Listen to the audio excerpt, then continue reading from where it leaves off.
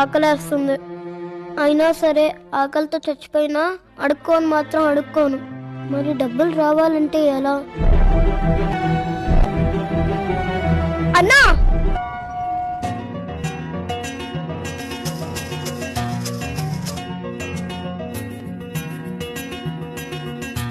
పువ్వు ఎంతరా?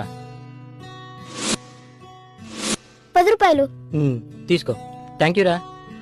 బాబు పువ్వు ఎంతమ్మా? 10 రూపాయలు. సరే ఒకటి. అయ్యా ధర్మం చేయండి అయ్యా, ధర్మం చేయండి అయ్యా. చిన్నపిల్లడైనా అడుక్కోకుండా ఎంత కష్టపడుతున్నారు చూడరా రేయ్. పిల్లని చూసి నేర్చుకోరా.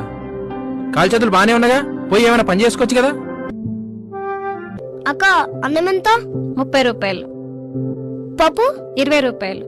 2 కల్పించండి అయితే. పక్కనే కూర్చొని అడుక్కోమని చెప్పాను కదా, ఎక్కడికి వెళ్ళావు? మనం అడుకోవద్దు నాన్న. అడుక్కోపోతే తిండెట్లో వస్తుంది అనుకున్నావు?